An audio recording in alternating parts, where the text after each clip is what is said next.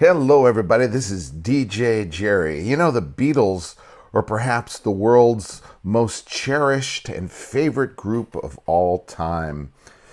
And since their official breakup in 1970, fans have been aching to see the Fab Four reunite.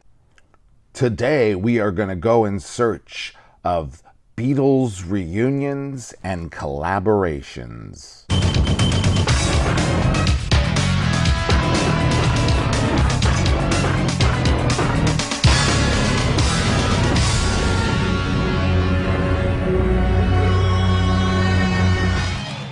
A historic concert took place on December 15th, 1969. It was a charity event for UNICEF called Peace and Love for Christmas. George Harrison and John Lennon played live together on a stage for the first time since the final Beatles concert at Candlestick Park in San Francisco in 1966.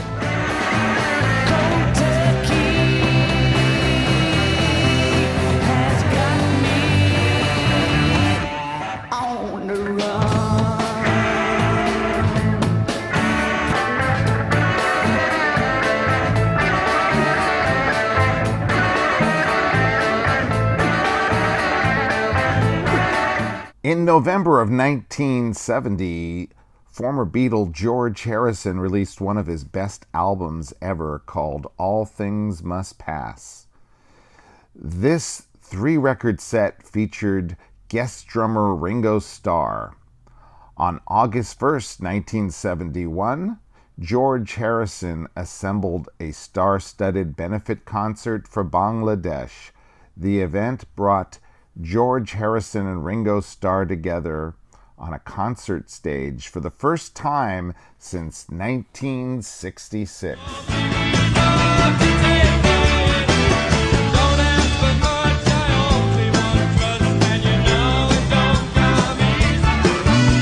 In the rock year 1971, when tensions were high between John Lennon and Paul McCartney, John Lennon invited George Harrison to record the song How Do You Sleep?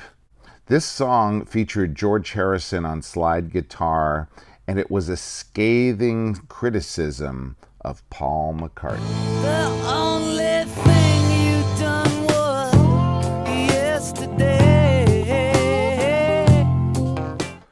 In 1973, just 3 short years after the breakup of the Beatles, Ringo Starr went in to record his third studio album.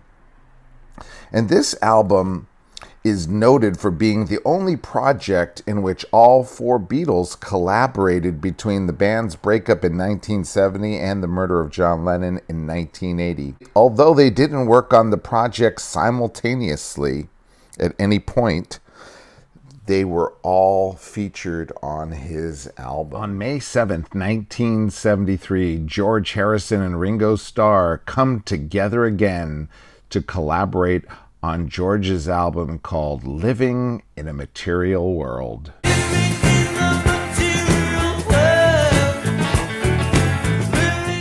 In the spring of 1974, John Lennon was producing his great friend Harry Nilsson's album called Pussycats at the Burbank Studios. Well, guess who just dropped by? Paul McCartney. And Paul McCartney and John Lennon got together to record several unreleased rock and roll standards, including Lucille. Lucille, come back where you belong. And Stand By Me. When the night has come.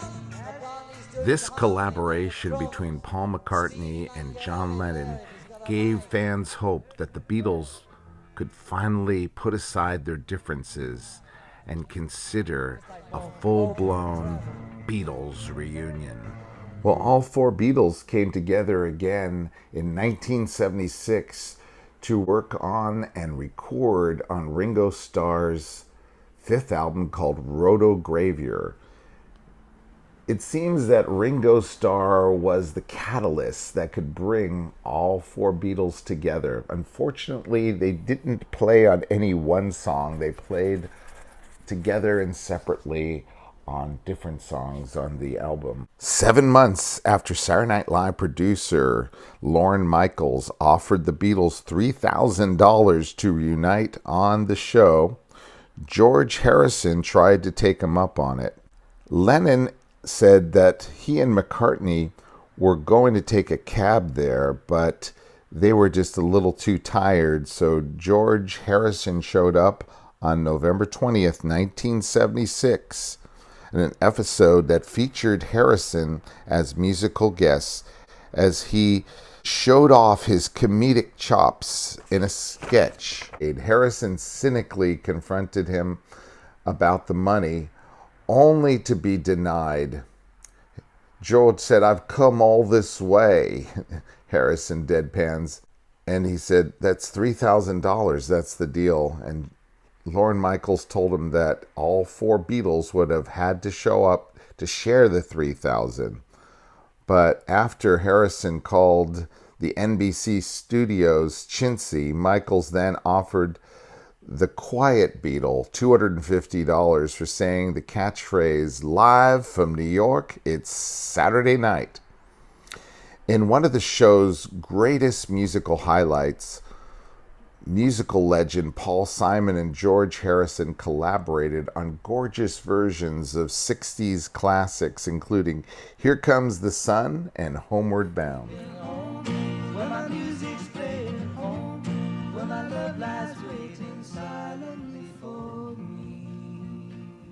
George Harrison's first wife, Pattie Boyd, was the inspiration for two of rock music's most iconic love songs. First, the Beatles' Something, and Derek and the Dominoes' Layla. She was also the catalyst for the first Beatles concert reunion. That's right, Pattie Boyd, the ex-wife of George Harrison, married former Beatles best friend Eric Clapton on May 19th, 1979 at his English estate. Harrison brought Paul McCartney and Ringo Starr to play an impromptu musical set at the wedding reception.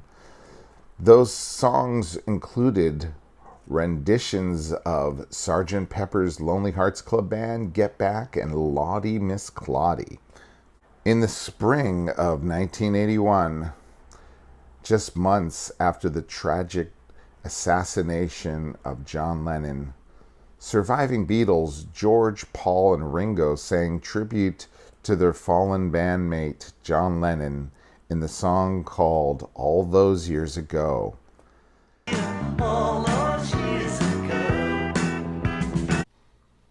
In October 1981, Ringo Starr released his 8th solo album called Stop and Smell the Roses. Originally, all four former Beatles were going to collaborate on it, but unfortunately, John Lennon was assassinated before the album went into production. So Paul McCartney and George Harrison performed, produced, and wrote songs on the album. Let's hear the song Rack My Brain, which George Harrison wrote for Ringo. Up and down old memory lane, rack my brain.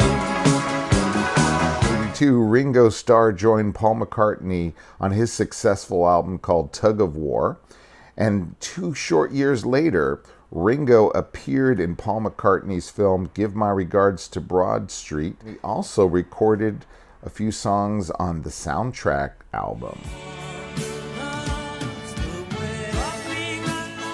All right, well, we're going to stop in the rock year 1984, and we're going to move ahead on our next video, so join us for Beatles reunions and collaborations part 2. And don't forget to keep on rocking. Bye now.